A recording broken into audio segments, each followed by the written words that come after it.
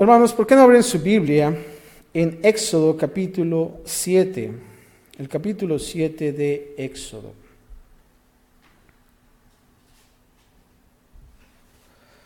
Éxodo capítulo 7 se ha titulado Los milagros y plagas ante el faraón. Hemos estado observando la vida de ¿quién? De Moisés, ¿verdad? No solamente de Moisés ahora, pero también de su hermano Aarón. Y también lo más importante es el plan de Dios que tiene para sus vidas.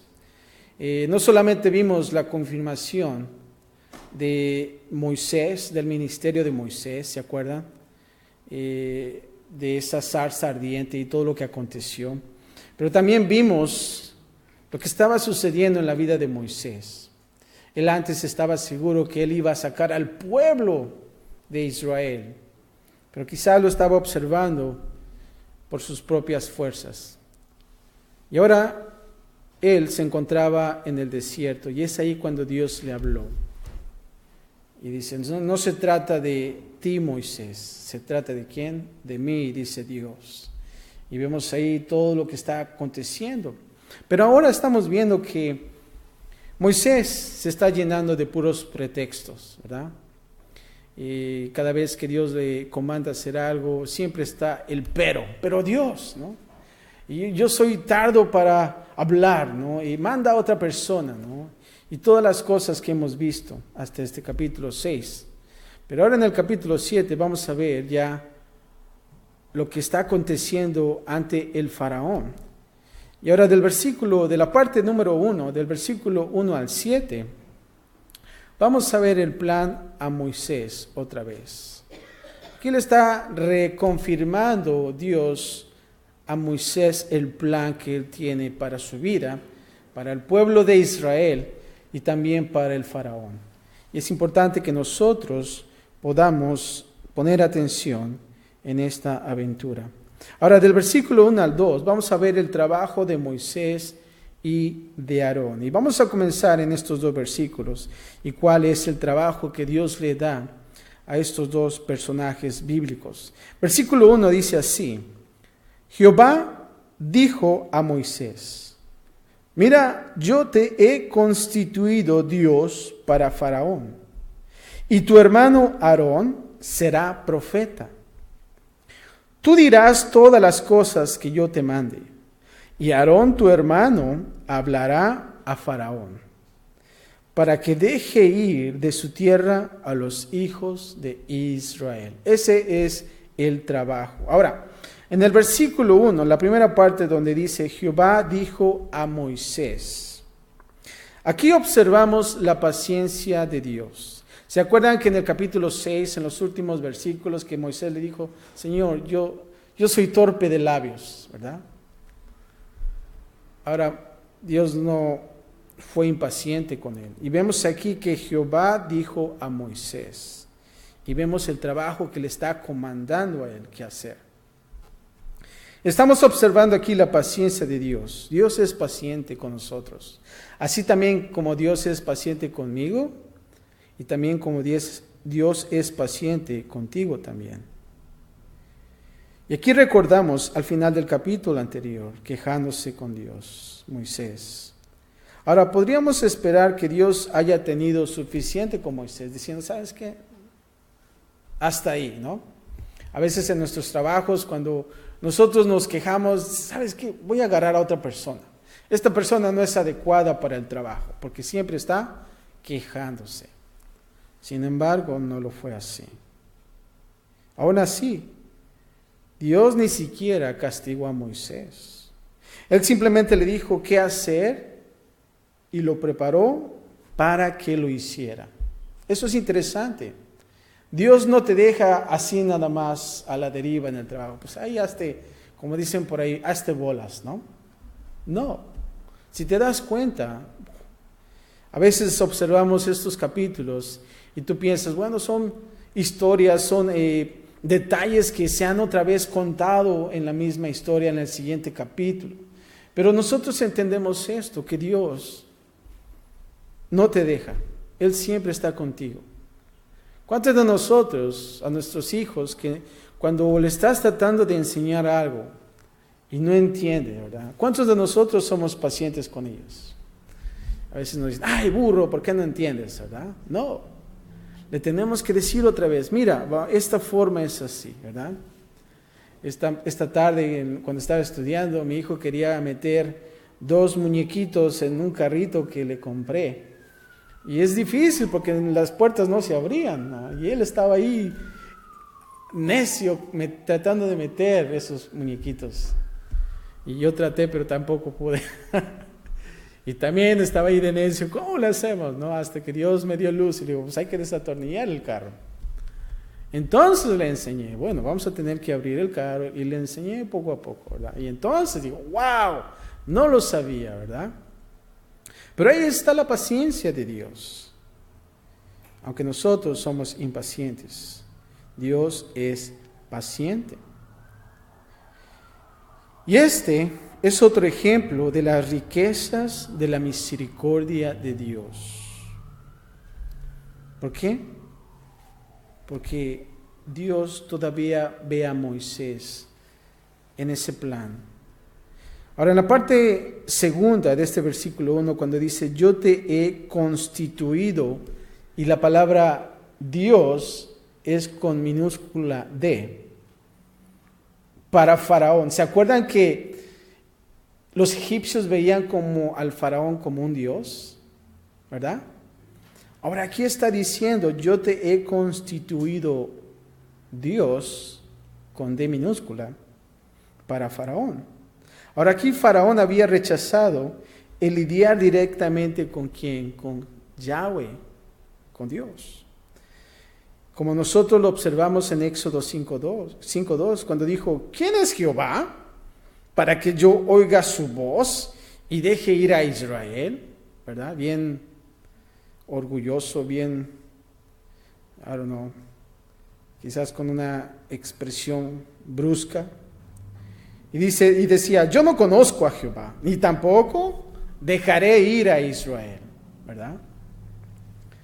Por lo tanto, como observamos aquí, Dios lidiaría con Faraón a través de ¿quién? De Moisés. Dios va a lidiar con Faraón a través de Moisés. Ahora, Moisés debía de estar ante el Faraón en lugar de Dios, no solamente llevando su mensaje, pero también acompañándolo de actos de poder. ¿Para qué? Para demostrar la autoridad de dichos mensajes. O sea que Moisés iba a llevar ¿qué? El mensaje, pero no solamente eso, también esos actos de poder que nosotros vamos a observar cuando ellos se enfrentan ante el Faraón. Ahora, esta idea es llevada al Nuevo Testamento, especialmente cuando Pablo escribe de que los creyentes son como que cartas escritas por Jesús, las cuales todo el mundo lee. Fíjate lo que dice 2 Corintios 3:23. Y esto es hablando de que nosotros somos cartas vivas. Y dice así: nuestras cartas sois vosotros, escritas en nuestros corazones, conocidas y leídas por todos los hombres, siendo manifiesto que sois cartas de Cristo, expedida por nosotros, escrita no con tinta, sino con el Espíritu del Dios vivo, no en tablas de piedra, sino en tablas de carne del corazón, ¿verdad? Somos cartas vivas. Es nuestro testimonio. Cuando la gente te ve, tú eres una carta viva. Y Dios y la gente, te está leyendo. Ahora, la pregunta es, ¿qué clase de carta eres? Esa es la gran pregunta. ¿Eres una carta de amor, que todos les gusta leer? Qué hermoso, ¿verdad? ¿O eres una carta de qué? I don't know, de desagrado, ¿verdad? Como cuando te llegan las cartas en tu correo que tienes que pagar tanto. Ay, ¿no? Pero somos cartas vivas. Las personas que no ven a Dios, nos ven a nosotros. Aquellos que no leen la Biblia, ¿saben lo que pasa? Leen nuestras vidas. Hay una frase bonita que me gusta: predicar el Evangelio y, si es necesario, hablar. Puedes decir, ¿cómo está eso, no? Claro que sí, es a través de nuestro testimonio. ¿No te han dicho, sabes qué, hay algo diferente en ti? No es el make-up, no son los tenis Nike que tienes, es algo diferente que yo puedo ver dentro quizás de los empleados, o dentro de los estudiantes, o dentro de la gente, que yo te veo diferente, ¿verdad? No es que te están viendo con una aureola así brillante, ¿no? Literalmente hablando, sino que realmente es el testimonio que tú tienes, que tú vives por Cristo. En la tercera parte del versículo 1 dice, y tu hermano Aarón será ¿qué? Tu profeta. Estamos hablando de que Moisés es el mensajero. Y aquí Aarón es el ¿qué? El profeta. Algo interesante también. Si Moisés debía ser como Dios con D minúscula para el faraón, entonces Aarón debía de ser el profeta de Moisés. O sea que es su portavoz ante el faraón. Eso es lo que es el profeta.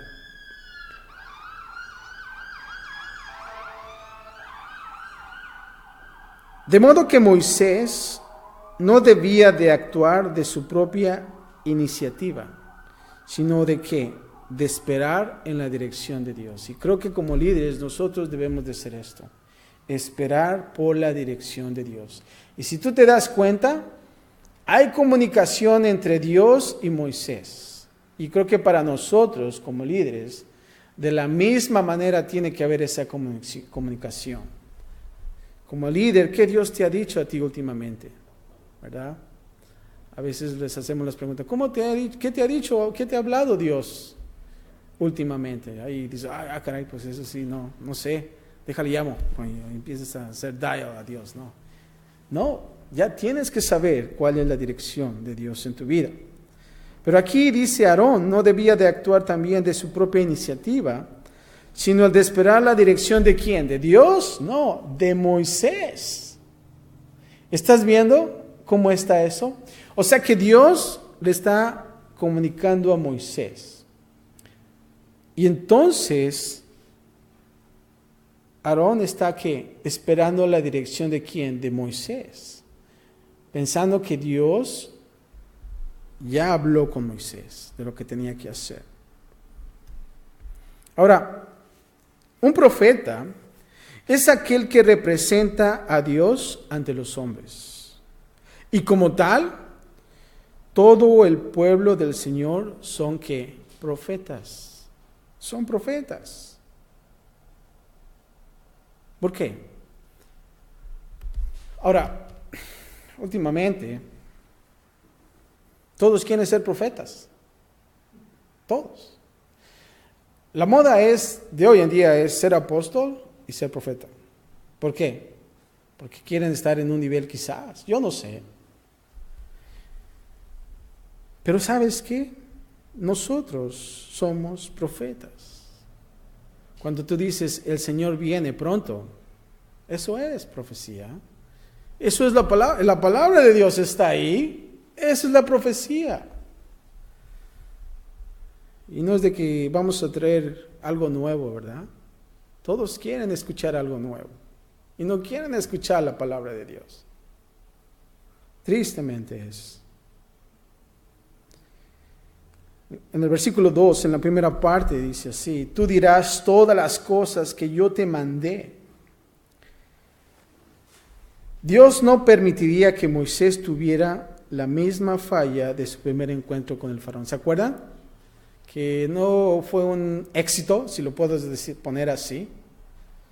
Les pusieron más trabajo a los israelitas y todo estuvo mal, ¿no? Pensando en nuestra humanidad.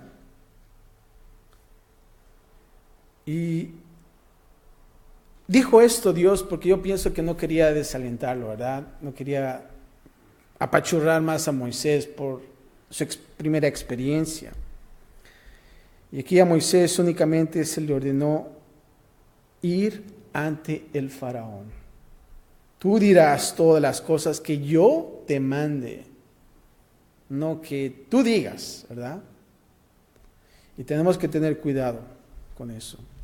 Porque a veces hay cristianos que dicen, Dios me habló y tú tienes que venir aquí a las 5 de la mañana a hacer vacuum a toda la carpeta, a limpiarla. Está interesante eso, ¿verdad? Y la gente se dice, pues Dios le habló, pues tengo que venir. Pero a veces te lo dicen porque quieren usurpar la autoridad de Dios. Y con eso es el gancho para que la gente pueda estar aquí. Tenemos que tener cuidado con eso, hermanos. Porque vamos a entregar cuentas de todas esas cosas, ¿verdad? Imagínate cuando estés frente a Dios. ¿Que tú le dijiste eso? Caray, eso va a estar interesante, ¿verdad? Tenemos que tener cuidado. En el versículo 3, Dios habla de sus señales y la dureza del faraón, el corazón duro de este faraón. Y dice el versículo 3, y yo endureceré el corazón del faraón y multiplicaré en la tierra de Egipto mis señales y mis maravillas. Aquí cuando dice yo endureceré el corazón del faraón, como la declaración anterior de que Dios endurecería el corazón del faraón en Éxodo 4:21, es donde lo vimos. Recordamos de que Dios no endureció el corazón del faraón en contra de la voluntad del faraón. Dios confirmó de que el faraón tenía una inclinación malvada en contra de Israel. Y eso fue. No dijo Dios, yo lo voy a endurecer porque eso va a ser. No. Con los hechos que Dios iba a hacer, el faraón se iba a rebelar más. Eso es lo que quería decir. Y se acuerdan que sí realmente era verdad, que el rey tenía algo malo en contra de Israel. ¿Se acuerdan que el pueblo estaba creciendo y quería eliminar a ellos, tenía miedo a que Israel se levantara contra ellos y todas esas cosas? Aquí cuando dice endureceré el corazón del faraón, aquí el faraón, observamos, reveló lo que había en su corazón cuando se rehusó a la humilde petición que Moisés le hizo en Éxodo 5 del 1 al 4. Ahora Dios le daría fuerza al faraón en la maldad que ya había elegido. Y Dios puede hacer lo mismo hoy. En nuestra rebelión podemos alcanzar el lugar donde Dios nos fortalecerá en nuestro deseo malvado. A veces nosotros nos encontraremos en las mismas condiciones. Fíjate lo que dice Romanos 1:24 y versículo 28, te lo voy a leer. Por lo cual también Dios los entregó a la inmundicia en las concupiscencias de sus corazones. Y como ellos no aprobaron tener en cuenta a Dios, Dios los entregó a una mente que reprobada para hacer cosas que no convienen. Y eso es lo que nos pasa, que nosotros nos rebelamos y topamos que suelo, ¿verdad?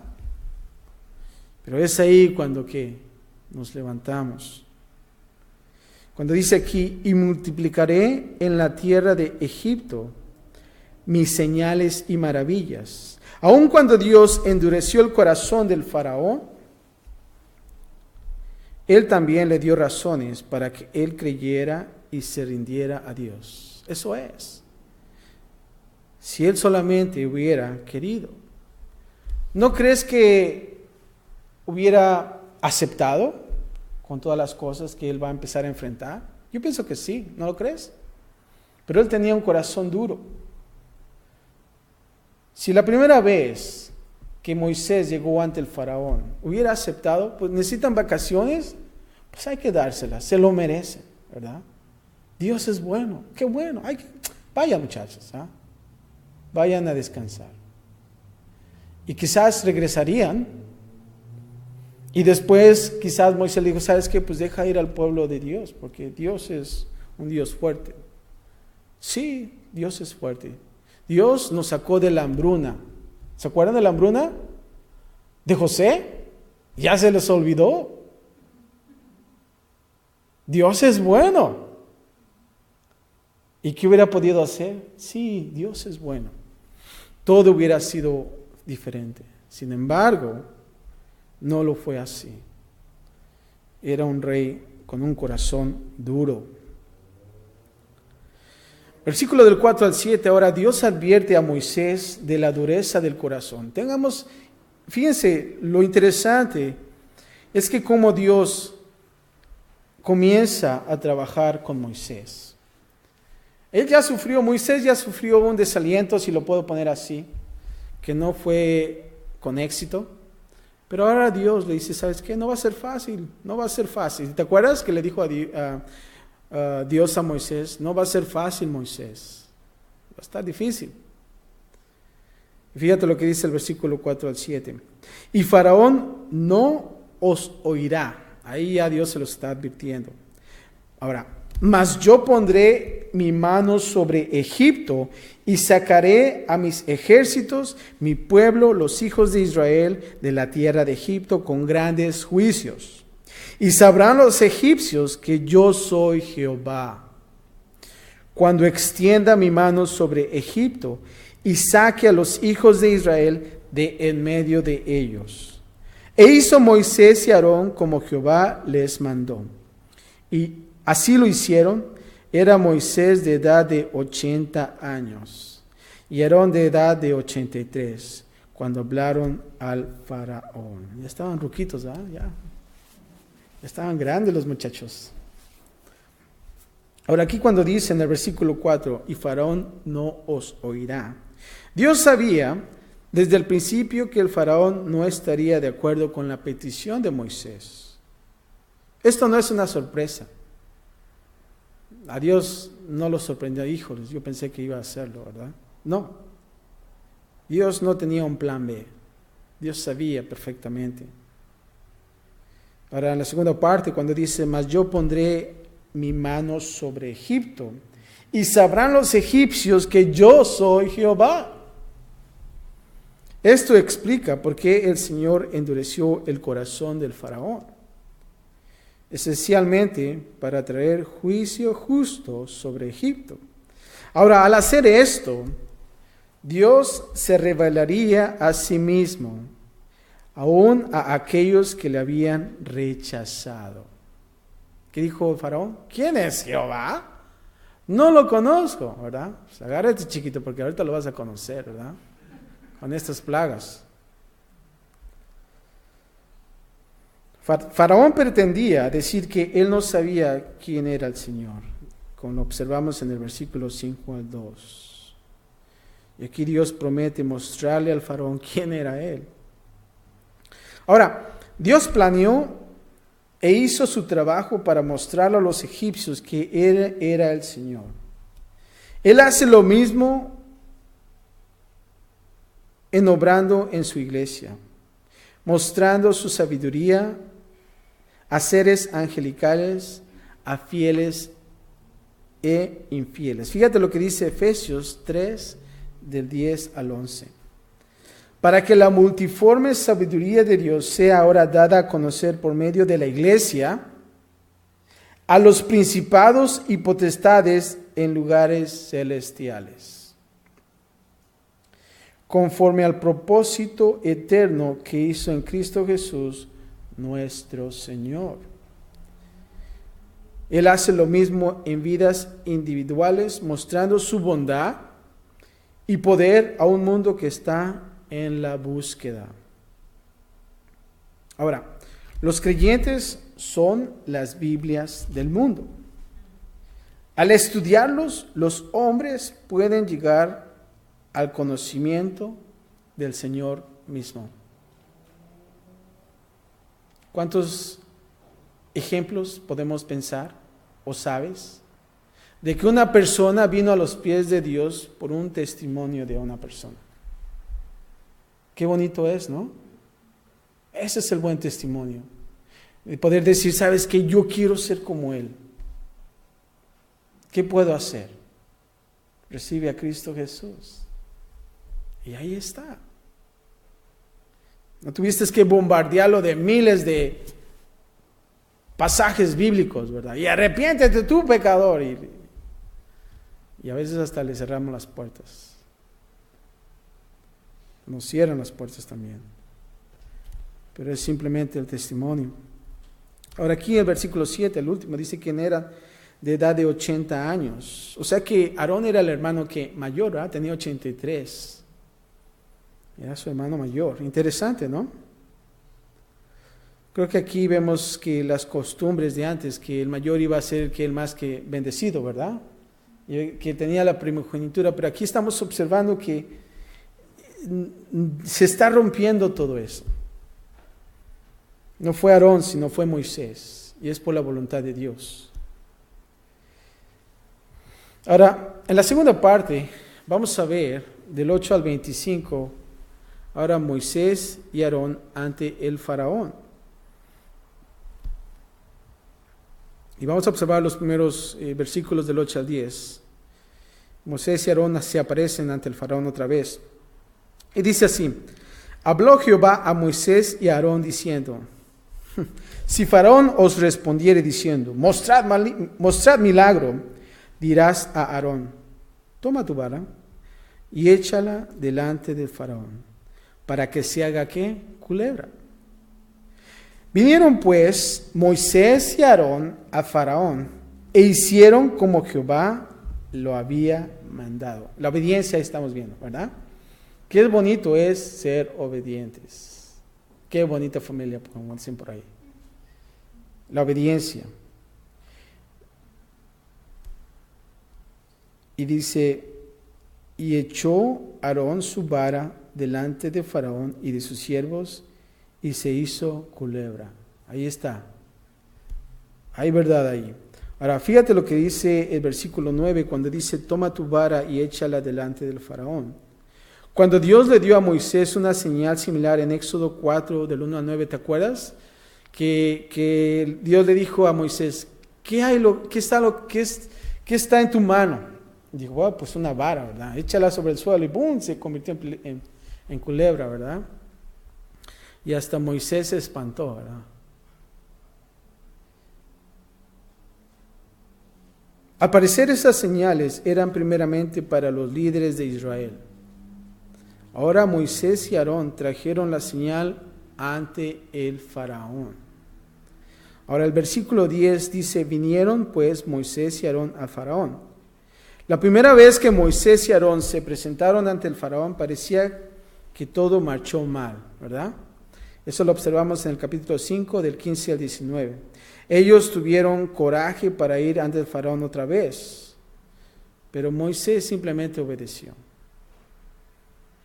¿Cuántos de nosotros nos dice nuestro jefe del trabajo, sabes qué, haz esto? Y tú dices, no, ya lo hice, eso está mal. Hazlo, te dice el jefe. No, yo no lo voy a hacer, ¿verdad? Y estás ahí quejándote, ¿no? Hazlo, ok, lo voy a hacer. Y estás ahí haciéndolo de mal gusto, ¿verdad? Y de repente todo sale diferente. ¿Por qué? Porque el jefe sabe lo que está haciendo, ¿verdad? Pero a veces nosotros estamos en esa actitud. Y yo puedo pensar quizás Aarón y Moisés están igual. Otra vez, vamos a ir con Faraón, lo mismo. Nos vamos a rechazar, ¿verdad? Pero vamos a ver lo que sucede más adelante. Ahora en la segunda parte cuando dice, y echó Aarón su vara delante del Faraón y de sus siervos, y se hizo culebra. Ahora, algo interesante que pongamos atención aquí. Este no era exactamente el mismo milagro que Moisés experimentó en el monte Sinaí, y el cual ejecutó ante los ancianos de Israel. Fue un poquito diferente. Y esto lo observamos en Éxodo 4, del 2 al 5, y el capítulo 4, del 29 al 30. Ahora, ¿cuál fue la diferencia? Esto es muy interesante. Y dice así, se vio a la vara de Moisés convertirse en culebra. Ahí dice, ¿no? Pero una palabra hebrea diferente es usada aquí. Algo como si fuera un cocodrilo, lo cual era un símbolo egipcio en sí mismo. Ahora, cuando fue arrojado se convirtió en un que se le llama tanín, que quiere decir gran culebra, dragón o cocodrilo. La conexión del nombre tanín con el símbolo egipcio es más claro. En Salmos capítulo 74, 13, que ahí especifica un monstruo. Y en Ezequiel 29, 3 dice el gran dragón. Son las mismas palabras. Pero es algo interesante que es diferente. Ahora, todo esto hay un significado para el pueblo egipcio. Y claro, no quise meterme más a fondo porque es mucho estudio, pero es bueno que ustedes puedan investigar acerca de eso. Pero ahora vamos a ver en el versículo 11 al 13 cómo los hechiceros del faraón imitan el milagro de la vara de Aarón. Ahora vamos a ver qué pasa. Versículo 11 dice, entonces llamó también Faraón a sabios y hechiceros, e hicieron también lo mismo los hechiceros de Egipto con sus encantamientos. O sea, que hicieron lo mismo, imitaron. Pues echó cada uno su vara, las cuales se volvieron culebras, mas la vara de Aarón devoró las varas de ellos. Eso fue interesante también, ¿no? Imagínense. Y el corazón del faraón se endureció y no los escuchó, como Jehová lo había dicho. Así como dijo Dios, así fue. El faraón no escuchó. Ya me imagino el faraón, eso no me apantalla, ¿no? A ver, vénganse. Hambres, vente, tráete tu magia y hazme 2 culebras, ¿verdad? No fue apantallado, como dicen por ahí los chilangos, ¿verdad? Pero vemos ahí que el faraón tenía un corazón duro. Ahora, aquí en la primera parte del versículo 11, en medio de un milagro innegable, Satanás le proveyó al faraón una razón para dudar. ¿Y sabes qué? El faraón dudó y endureció su corazón. Ahora, la magia en aquellos entonces era muy popular. No era que llegaron, algo nuevo, ¿verdad? La magia y todo eso. No, era popular en Egipto. Y un buen número de papiros hablan de dicho tema. Interesante también. Ahora, en el versículo 12, cuando dice que echaron cada uno su vara, aparentemente esto no era mera magia. Los encantamientos de los hechiceros egipcios eran ejemplos de un poder que demoníaco y oscuro,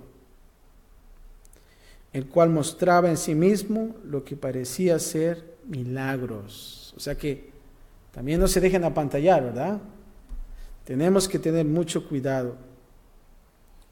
Ahora, milagros, o al parecer milagros aparentes, son parte del arsenal de Satanás. Eso es. Ahora, fíjate, Pablo escribió después de este tema inicuo, cuyo advenimiento es por obra de Satanás, con gran poder y señales y prodigios mentirosos, y con todo engaño de iniquidad para los que se pierden, por cuanto no recibieron el amor de la verdad para ser salvos. Y eso lo puedes encontrar en 2 de Tesalonicenses 2, del 9 al 10. Y ese es parte del arsenal de Satanás que se lleva a la gente. Esto significa que los milagros pueden probar que algo es sobrenatural, pero no pueden probar que algo sea verdad. Aquí cuando dice estos hechiceros egipcios eran inteligentes, hombres de letras, pero ¿sabes qué? Les faltaba la sabiduría de Dios. Como Pablo observó de ellos en 2 de Timoteo 3, del 7 al 9, y fíjate lo que dice este pasaje. 2 de Timoteo 3, 7 al 9 dice así: estas siempre están aprendiendo y nunca pueden llegar al conocimiento de la verdad. Y de la manera que Janes y Jambres, esos eran los hechiceros, resistieron a Moisés, así también estos resisten a la verdad. Hombres corruptos de entendimiento, reprobos en cuanto a la fe, mas no irán más adelante, porque su insensatez será manifiesta a todos, como también lo fue la de aquellos. O sea que estos hechiceros eran Janes y Jambres, que resistieron a Moisés. Y Pablo lo dice aquí. Como aquellos que nos dicen por televisión, con mucho, mucho, mucho amor, y lo que me sobra, ¿no? Y están sobándose la panza, no sé qué. Todo eso son mentiras. Mentiras. La segunda parte del versículo 12, cuando dice: mas la vara de Aarón devoró las varas de ellos, y el corazón del faraón se endureció. Al mostrar el poder superior de Dios en cuanto a un símbolo egipcio, en este caso el cocodrilo o una criatura similar, era un mensaje claro para el faraón y para los demás. Era un mensaje que Faraón ignoró, endureciendo su corazón. O sea que realmente todo eso era con un plan de Dios, para que el faraón se arrepintiera o realmente endureciera el corazón. Y cuando tú estudias estas cosas más adelante te vas a dar cuenta, wow, ya entiendo por qué la culebra y todas las cosas que van a suceder más adelante. Ahora, Charles Spurgeon predicó un maravilloso mensaje titulado El poder de la vara de Aarón, en el cual él usa como un ejemplo de la verdad de que el poder de Dios es más grande que cualquier cosa, la cual puede devorar nuestros ídolos y pecados. Está interesante también, ¿eh? El poder de Dios, más grande que cualquier cosa, la cual puede devorar nuestros ídolos y pecados.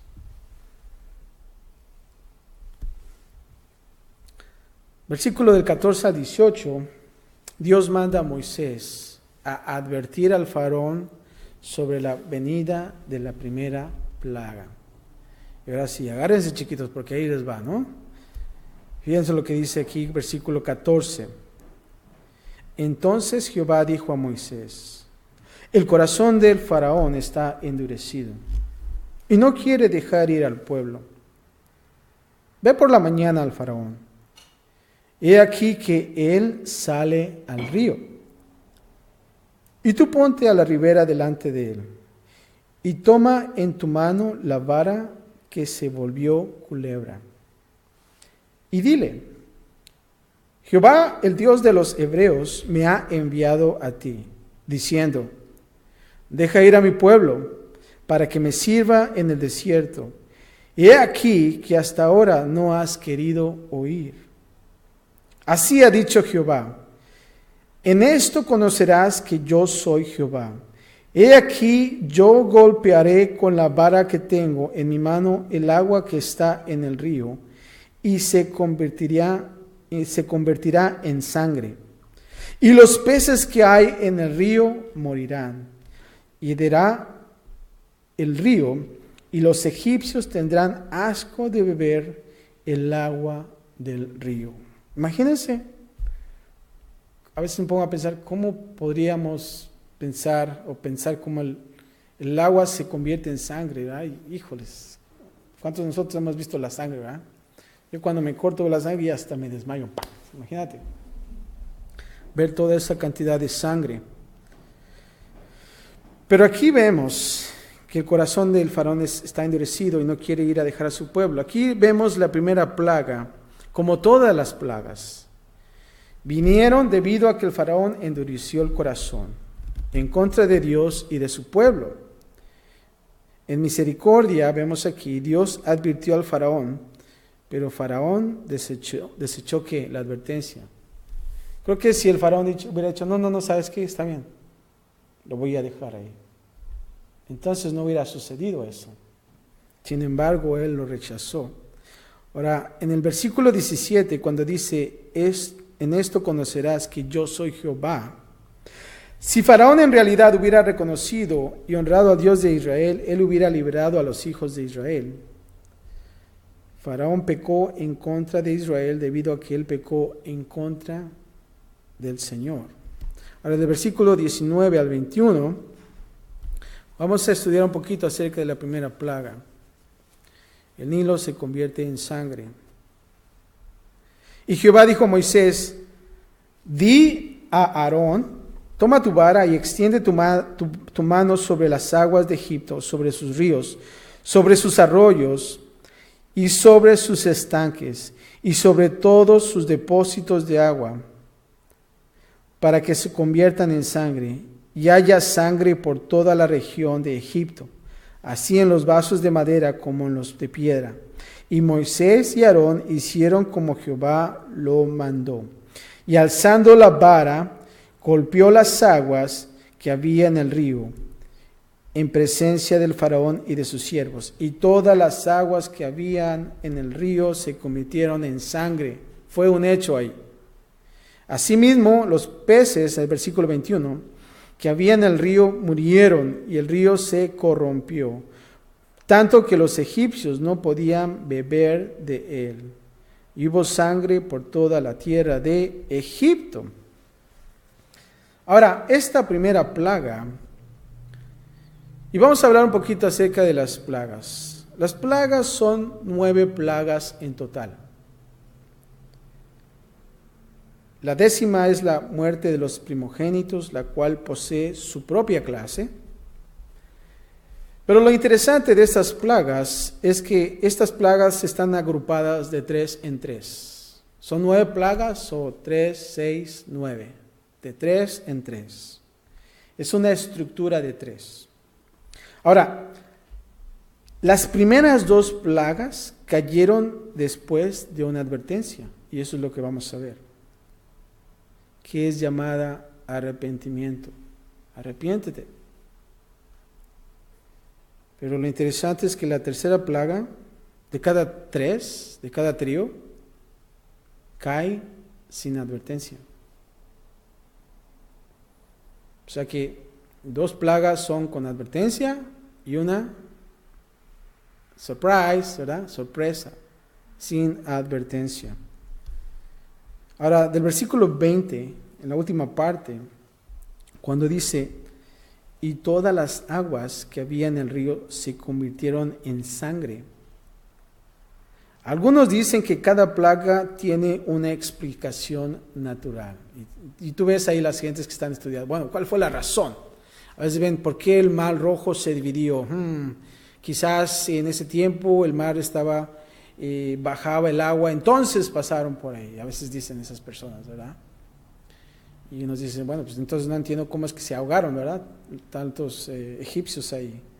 Pero aquí está también, tratan de traer una explicación natural de cómo sucedió esto. Ahora, en el caso de la primera plaga,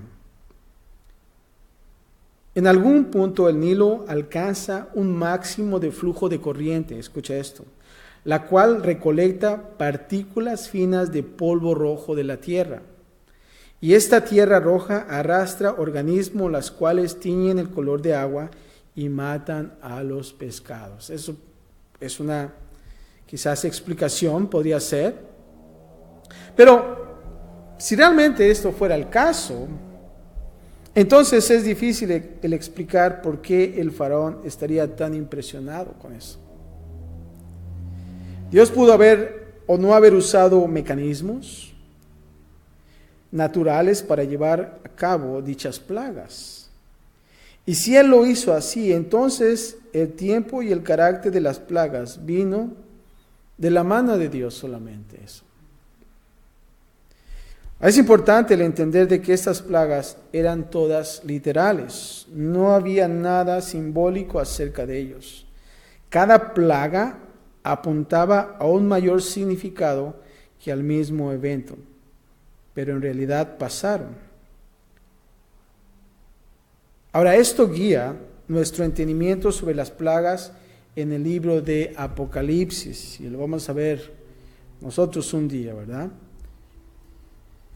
Y no hay razón para verlas como cosas simbólicas. Ahora, la plaga que Dios trajo sobre Egipto tenía una estrategia y propósito definitivo. Cada uno de ellos se confronta y ataca a un preciado dios egipcio. No solamente trajeron castigo en contra de Egipto, las plagas también contestaron a la pregunta original del faraón. Cuando él dijo, ¿quién es Jehová? Para que yo oiga su voz y deje ir a Israel. Bueno, este es Jehová. Las plagas muestran que Jehová, Dios, es más grande que cualquier deidad egipcia. Y si ustedes indagan acerca de la historia egipcia, bueno, ustedes van a encontrar tantos dioses que ellos tenían. Ahora, el Nilo era en sí mismo, escucha bien, el Nilo era en sí mismo adorado como un dios por los egipcios. ¿Te das cuenta? Porque entonces Dios usa el Nilo. Y Jehová Dios mostró que Él tiene todo el poder sobre el Nilo, no algún dios del río. Ahora, lo interesante de las plagas son descritas por palabras hebreas afines, todas con el significado para golpear y atacar. Eso es. ¿Qué hace una plaga? Golpea, ataca. Cada plaga es como si Dios golpeara o diera una paliza a la deidad que los egipcios adoraban. Ahora, aquí vemos 3 dioses egipcios. Tenemos al dios Khnum, si lo puedo pronunciar bien, al dios Api y al dios Osiris. Estos son poquitos de tantos que dije, es un montón. Pero vamos a observar estas imágenes de los dioses egipcios. Interesante, el dios egipcio Khnum se decía que era el guardián del Nilo. Y esto mostró que él era incapaz de proteger su territorio. El dios Api se decía que el espíritu del Nilo, que él era el espíritu del Nilo, y se le humilló con esta plaga. ¿Qué hay acerca del gran dios Osiris? Se decía que tenía al Nilo como su torrente sanguíneo. Durante esta plaga, él en realidad sangró. Y realmente tú puedes ver más cosas de historia, pero el tiempo no nos da por mucho. Pero en casa tú puedes indagar más acerca de eso. Ahora, observamos aquí un mapa del río Nilo y también un papiro que se llama de Ipuwer. Ahora, el mismo Nilo era adorado como un dios. Y hay papiros que registran himnos cantados en alabanzas al río. Hay una significante mención de algo como esto en un papiro de este periodo en general conocido como el papiro Ipuwer, como está en esa foto. De hecho, dice que el Nilo era sangre y no se podía beber. El mismo papiro repetidamente menciona que los siervos dejaron sus amos. O sea que hubo una salida. Ahí está. Pero es algo que realmente me trajo algún interés en cuanto a esto, la primera plaga. Pero regresemos a la parte número 2, del versículo 22 al 25. Ahora los hechiceros de Egipto imitan el milagro. Y vamos a ver cuál es la diferencia que ellos hacen, que tratan de imitar. El versículo 22 dice así: los hechiceros de Egipto hicieron lo mismo con sus encantamientos, y el corazón del faraón se endureció y no los escuchó como Jehová los había dicho. Y Faraón se volvió y fue a su casa y no dio atención tampoco a esto. Y en todo Egipto hicieron pozos alrededor del río para beber, porque no podían beber de las aguas del río. Era un gran problema. Y se cumplieron 7 días después que Jehová hirió el río. Ahora, del versículo 22, en la primera parte, cuando dice los hechiceros de Egipto hicieron lo mismo, se dice que ellos escarbaron fosas. Los hechiceros egipcios encontraron agua dulce para replicar la plaga que Jehová trajo sobre el Nilo. Los hechiceros convirtieron el agua dulce de la fosa en sangre. Ahora, me hubiera preguntado, bueno, ¿por qué no convirtieron la sangre en agua y la volvieron a convertir en sangre? ¿No? Pues sería más fácil, en lugar de estar escarbando y buscando agua. Pero no lo pudieron hacer, quizás. Pero en la segunda parte del versículo 22, cuando dice con sus encantamientos, algo interesante aquí dice que eruditos bíblicos debaten sobre si esto era un truco mágico o si estos encantamientos eran milagros de la mano de Satanás. La evidencia parece inclinarse en favor de ser milagros por parte de la mano de Satanás.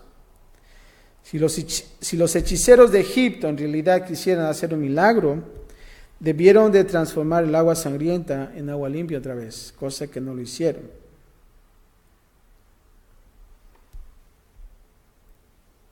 Ahora, no lo hicieron porque al parecer Satanás no puede llevar a cabo milagros constructivos, milagros que purifican. Él puede traer destrucción sobrenatural, pero no bondad. Todo lo que hicieron fue transformar más agua sangrienta, si te das cuenta. Creo que el beneficio para el pueblo egipcio era que regresar al estado de agua, ¿no crees? ¿Por qué? Porque es una necesidad que ellos tenían que tomar agua. Escucha esto, el alivio del sufrimiento humano no es parte del programa del maligno o de sus agentes. Eso puede venir solamente de Jehová, por medio del ruego de sus siervos. Versículo 22, en la tercera parte dice, y el corazón del faraón se endureció. Y en el versículo 23, en la última frase, cuando dice, y no dio atención tampoco a esto. De una u otra manera, el resultado en el corazón del faraón era el mismo, no cambió. Faraón tomó otra oportunidad para rechazar y deshonrar a Jehová Dios. Y eso fue lo que pasó. El faraón no escuchó. El faraón tenía un corazón ¿qué? Duro. Él vio las señales y las maravillas de Dios. Sin embargo, no hubo un cambio. Padre, te damos gracias, Señor, por tu palabra. El hecho de poder ver esta historia, Señor, que tú puedes y has continuado también hablando en la vida de Moisés, del plan que tú tienes, y le has dado también un adelanto de lo que ha de acontecer.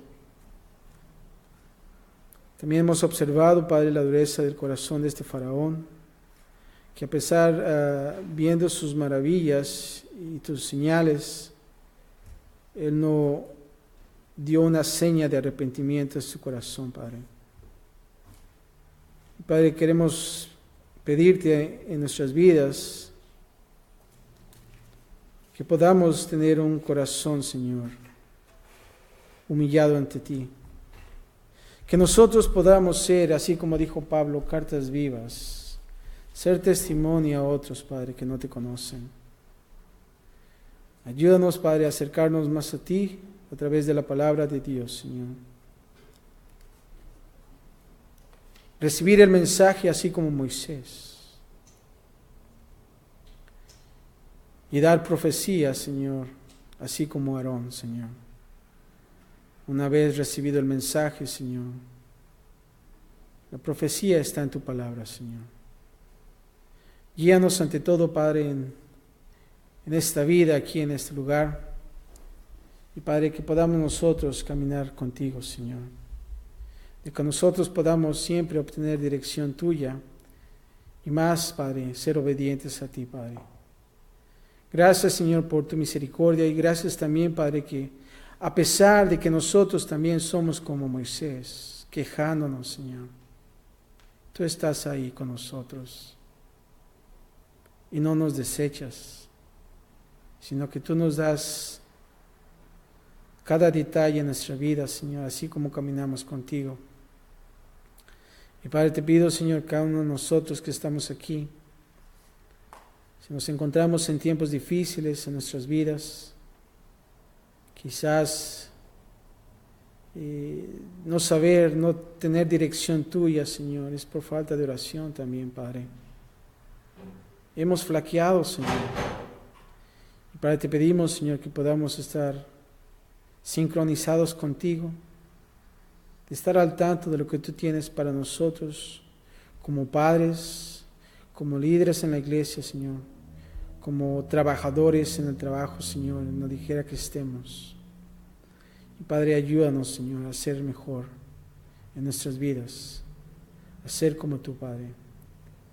Padre, ayúdanos, Padre, que nuestro corazón, Padre, pueda quebrantarse más y más, a olvidarnos del yo, Señor, y de saber más de ti, Señor, en nuestro plan, en el plan que tú tienes para nosotros, Padre. Gracias te damos por esta porción de tu palabra y también esperando lo que más viene adelante, Señor, para aprender más y más de ti, Señor. Gracias, Padre, por todo, Señor, en Cristo Jesús. Y todos decimos, amén, amén. Puesto de pie, hermano, vamos.